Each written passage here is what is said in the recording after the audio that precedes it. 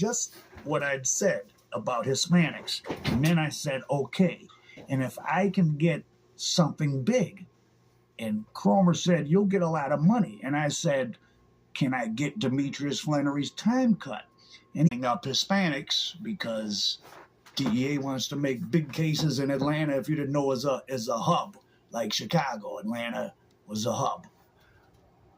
Possibly because of BMF. When BMF went down, the cartels knew how much sales they had been getting out of Atlanta, and they sent replacements there. So she didn't approach them on behalf of, she didn't call them up and say, hey, I want to set up coffee for Big Meech, per this testimony. And you mentioned Demetrius Flannery's name to Mr. Cromer. Yes, I did. It was about perhaps helping him out. Yes, for a time reduction. Did they indicate that you would have to testify against anybody? No. You were told you wouldn't have to testify?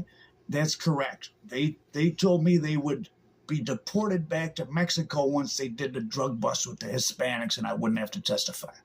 All right. Now, I take it then Mr. Cromer, in the course of dealing with you, knew about Mr. Flannery. Yes, he knew about Demetrius Flannery and our relationship as friends. Let's get into that. What was your relationship with Mr. Flannery? He was my friend. Okay. Or is my friend. Was there any business relationship? Yes, sir. Did you have any business relationship with him? Yes, I have his life rights with creative control and his power of attorney. That's a hell of a lot to give to somebody. When you could give your power of attorney to an attorney, why would you not just give your power of attorney to an entertainment attorney and have this woman work with her? Mistake number one. How long had you been acquainted with Mr. Flannery? Now, I said that she met him in prison, but I was wrong. I would say 2000. He was incarcerated in 05. It was in 03 or 02 when I met him. So in 2011 or 12, you'd already known him for 8 or 9 years. Yes, sir. You visited him in prison. Yes, for many years. And you communicated that to Mr. Cromer. Is that correct? Yes, I did. Now let's talk about someone else. Let's talk about Mr. Cromer. Okay.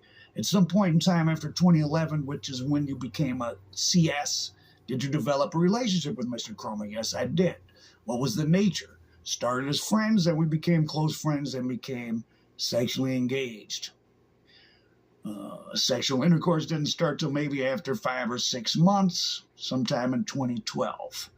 How often would he visit or be with you? 5 to 6 days a week out of 7.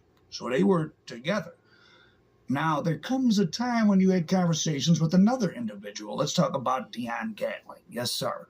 And how did you know Mr. Gatling? I knew him through phone conversations originally